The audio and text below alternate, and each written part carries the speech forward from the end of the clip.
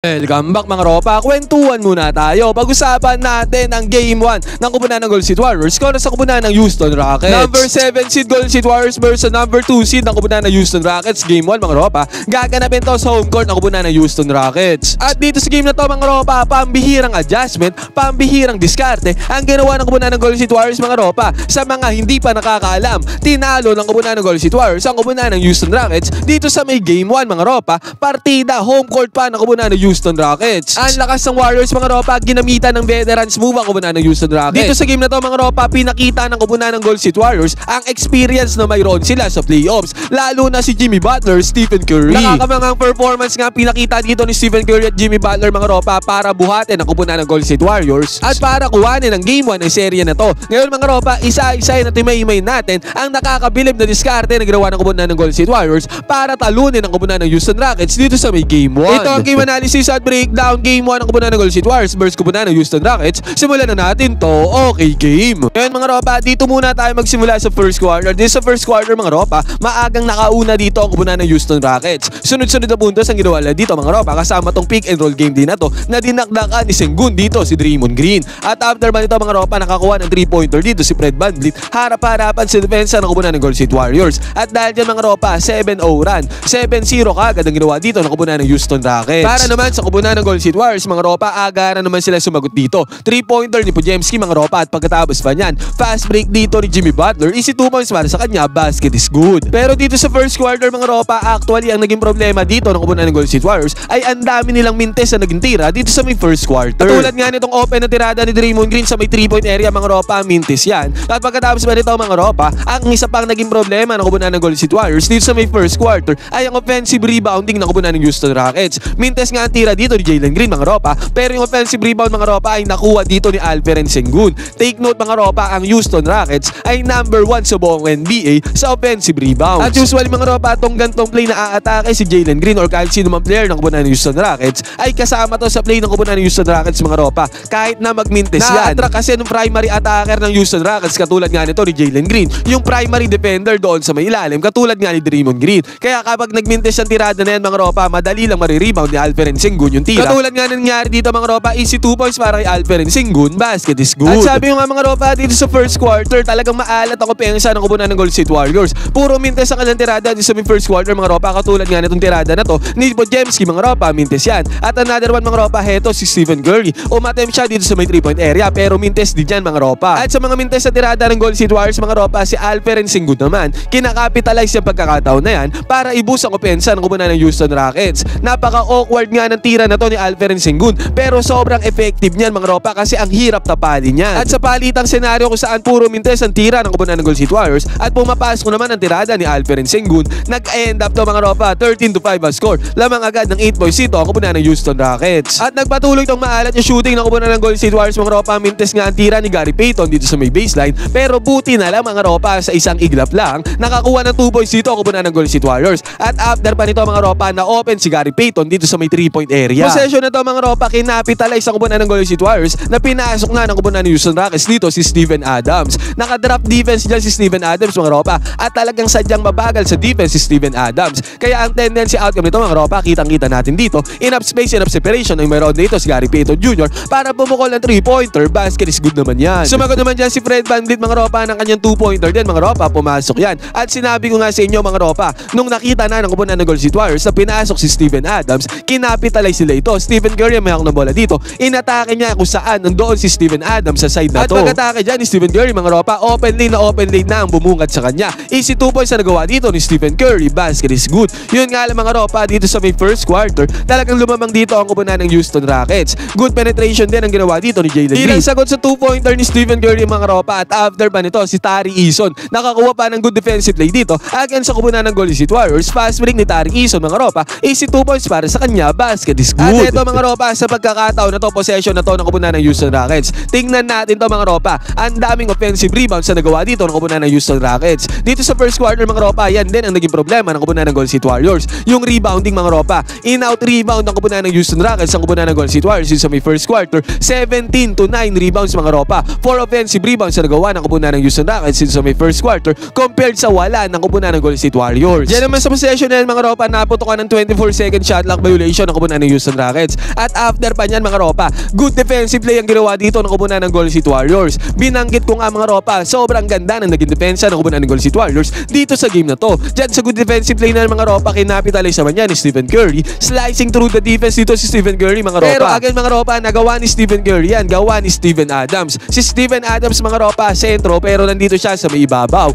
Ang nangyari kasi dito mga ropa, nag-adjust dyan si Steven Adams kasi nga kanina naka-drop defense siya, tinirahan siya ni Gary Payton Jr. doon sa may ibabaw. Ngayon mga ropa, nag-adjust dyan si Steven Adams. Pero sa adjustment na yan mga ropa, nagkaroon naman ng opportunity dyan si Stephen Curry para umatake doon sa may loob. Walang close-out defense, walang sentro ang kupunan ng Rockets doon sa may loob. Gawa nga ni Steven Adams na nagawa dito ni Stephen Curry. Basket is good. At eto pa mga ropa, sa may transition, nakita ulit ni Stephen Curry si Steven Adams na nandito sa may ibabaw sa depensa mga ropa. Pagkakamalihan ni Steven Adams at kinapitalize naman to ng kupunan ng Golden State Warriors. Yan ang naging diskarte nila pagtatapos ng first quarter. Atakihin si Steven Adams sa depensa nung nakita nilang pinasok ito. At dahil mismatch yan mga ropa, kayang-kayang iwanan ni Stephen Curry sa depensa si Steven Adams. Ang ginawa nga dito ni Stephen Curry mga ropa, inatake na niya ang defense si Steven Adams. Resulta nito mga ropa, nakapagpundar naman ang easy 2 points dyan si Stephen Curry. Basket is good. Kaya itong first quarter nito mga ropa, nakahabol dyan ang kupunan ng Golden State Warriors. 21-18 ang score mga ropa. 3 puntos lang ang naging kalamangan dito ng kupunan ng Houston Rockets. Nag-enjoy ka na at nanalo ka pa, piliin ang link na nasa may comment section. Gamitin ang promo code na ANGALIS, pumunta sa sports option para makakuha ng 6,000 bonus. Ngayon mga ropa, dito sa may second quarter mga ropa, napanatili ng kupunan ng Houston Rockets yung composure nila. Alperen Sengun mga ropa, same shot na naman na ginamit niya doon sa may first quarter. Basket is good ulit yan. Bumawi naman dito si Draymond Green mga ropa, ganung tira din ang ginawa Draymond Green. Teardrops dito sa may gitna, pasok din yan mga ropa. Pero dito sa may second quarter mga ropa, ang nangibabaw dito ay ang defense ang ginamit ng kupunan ng Golden State Warriors. Dito nagsimula yan mga ropa, umatake dito si Amen Thompson. Yun nga lang mga ropa, pag-atake niya dyan, nabarahan siya dyan ng depensa ng kupunan ng Golden State. Sabay kick-out niya ng bola, pero pag kick-out ng bola, nakuha ni Jimmy Butler ang steal dito. At sa steal na yan mga ropa, nakapag-convert ng 3-pointer ang kupunan ng Golden State Warriors. Pasa kay Podziemski dito sa may right side court 3-pointer. Pasok yan mga ropa, kaya sa pagkakataon na to, naging all 23 ang score mga ropa. At agad mga ropa, possession dito ng kupunan ng Houston Rockets. Sinabi ko nga sa inyo, bigla ang humigpit ang depensa dito ng kupunan ng Golden State Warriors. At sa mahigpit na depensa na yan mga ropa, kitang-kita naman natin dito. Ang tira dito ni Fred VanVleet mga ropa, si Fred VanVleet nga pala dito sa game na to ay tumataginting na 4 out of 19 lamang sa may field goal mga ropa. Sobrang baba ng tirada dito ni Fred VanVleet dito sa game na to. At after ng good defense yan mga ropa, nagkaroon naman ng opportunity dito ang kupunan ng Warriors para mag-fast break. Si Jimmy Butler mga ropa, nakakuha ng foul dyan sa may fast break na yan. Pumasok ang dalawang free throw si Jimmy Butler mga ropa, kahit sa pagkakataon na to, nahawakan na ng kupunan ng Golden State Warriors ang kalamangan. 25-23 ang score. At agad mga ropa, sa possession ng kupunan ng Houston Rockets, another good defense na naman ang ginawa dito ng kupunan ng Golden State Warriors. At sa good defense yan mga ropa, na ipapakita na dito ng kupunan ng Golden State Warriors na magkakaroon sila ng run kasi sunod-sunod na magagandang depensa nga ang ginagawa dito ng kupunan ng Golden State Warriors para mahirapan dito ang possession ng kupunan ng Houston Rockets. At sa mga good defense na to na ginagawa ng kupunan ng Golden State Warriors mga ropa, finally pumapasok na rin yung mga tiran nila dito. Gig Santos sa may left side goal 3-pointer mga ropa, pasok yan mga ropa. At after nito mga ropa, another good defense na naman ang ginawa dito ng kupunan ng Golden State Warriors para magmintes ulit ang tira dito ng kupunan ng Houston Rockets. At sinabi ko nga sa inyo mga ropa, finally bumapasok na ang mga tira ng kupunan ng Golden State Warriors. This time si Buddy Hield sa may left wing corner 3-pointer. Pasok yan mga ropa, kung kahit sa pagkakataon na to. 31-26 ang score mga ropa, 5 points na ang kalamangan dito ng kupunan ng Golden State. At again mga ropa, halos sunod-sunod na possessions nga dito ng kupunan ng Houston Rockets. Talagang sobrang higpit ng depensa dito ng kupunan ng Golden State Warriors. Again mga ropa, nakakuha na naman ang good defense dito ang kupunan ng Golden State Warriors. Steal na naman yan mga ropa. At si Jimmy Butler na nag-capitalize dito sa may opensa. Atake ni Jimmy Butler sa depensa ng kupunan ng Houston Rockets. Nakapagpuntar na naman siya ng another 2 points dito mga ropa. Basket is good ulit yan. At heto na naman mga ropa, sinabi ko nga sa inyo, sunod-sunod na possession sa kupunan ng Houston Rockets. Wala silang mapuntahan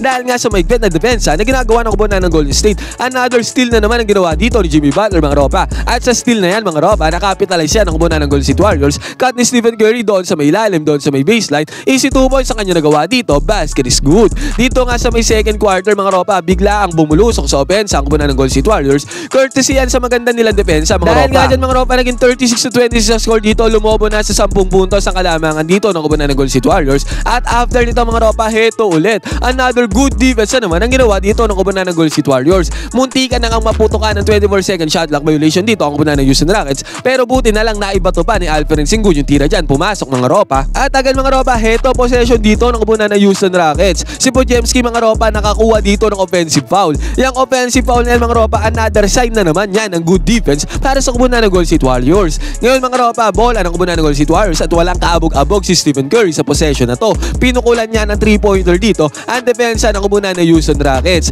Makikita natin mga ropa, kinapitalize si Stephen Curry ang pagkakataon na yan na nakadrop defense si Alperen Sengun sa kanya. Kaya kahit malayo ang 3-pointer mga ropa, tinake na ni Stephen Curry ang opportunity na yan. Pumasok naman yan mga ropa. Basket is good para kay Stephen Curry. At after ulit nito mga ropa, another good defense na naman ang ginawa dito ng kupunan ng Golden State Warriors. Mintes ang tirada dito ni Jalen Green mga ropa. Mahigpit ang depensa dyan ng kupunan ng Golden State. At sa mintes na tirada na yan mga ropa, si Jimmy Butler ay nakakuha ng mid-range jumper dito sa may kaliwa. Pasok yan para kay Jimmy Butler. At heto na naman mga ropa, another good defense. Kanina pa tayo dito mga ropa. Sinasabi ko nga kasi dito sa may second quarter, sobrang ganda na naging depensa ng kupunan ng Golden State Warriors. Another steal na naman dito sa kupunan ng Houston Rockets mga ropa. At sa steal na yan mga ropa, eventually si Stephen Curry napakalayo dito sa may 3-point area. Ang layo na tira niyan mga ropa, pero harap-harapang pinukulan ni Stephen Curry ng 3-pointer dito ang depensa ng kupunan ng Houston Rockets. At yung 3-pointer na yan mga ropa ay pumasok para kay Stephen Curry. Halos unbelievable nga itong tira na to mga ropa kasi napakahirap niyan, pero still pumasok ito para kay Stephen Curry. Basket is good. At bago tuluyang matapos ang first half na to mga ropa, itong second quarter, good defense ulit ang nilaro nila dito kay Jalen Green mga ropa. Mintes na naman ang tirada dito ni Jalen Green. At eventually mga ropa, natapos ang first half ng second quarter, 47-34 ang score. Lumamang dito ng 13 points sa kupunan ng Golden State Warriors kontra sa kupunan ng Houston Rockets. Ngayon mga ropa, itong lamang na to ng kupunan ng Golden State Warriors, ito yung nagamit nila sa may second half mga ropa. Ito yung naging pondo nilang kalamangan para talunin eventually ang kupunan ng Houston Rockets. Dito sa game na to mga ropa, nagtala si Stephen Curry na tumatagintay na 31 points. Samantalang si Jimmy Butler naman mga ropa, tinulungan si Stephen Curry dito together with his 25 points. Nagkaroon din ng 14 points na ambag dyan si Podziemski mga ropa, samantalang si Moses Moody ay nagkaroon naman ng 7 points na ambag. Pero pinaka nagpanalo talaga dito sa kupunan ng Golden State Warriors mga ropa ay yung napakagandang depensa nila. Actually mga ropa, 6 out of 29 nga ang kupunan ng Houston Rockets sa may 3-point area. 6 na 3-pointers lang ang kailan napasok dahil nga sa magandang depensa na ginawa ng kupunan ng Golden State Warriors. Ang nagpahirap naman sa kupunan ng Golden State Warriors dito sa game na to mga ropa ay yung offensive rebound at yung rebounding ng kupunan ng Houston Rockets. 52 rebounds ang ginawa ng kupunan ng Houston Rockets compared lamang sa 36 rebounds ang ginawa ng kupunan ng Golden State Warriors. Yung mga ropa, gagawin natin yung second half mga ropa, mamaya natin i-upload yun. Ito yung part 1, part 2 mamaya, abangan nyo yan. Ngayon mga ropa, ano masasabi nyo sa naging diskarte dito sa may first half ng kupunan ng Golden State Warriors at sa overall game nila mga ropa? Ano masasabi nyo dito sa game 1? Pwede kayo mag-comment dyan sa baba ng inyong opinion, magkwentuhan tayo.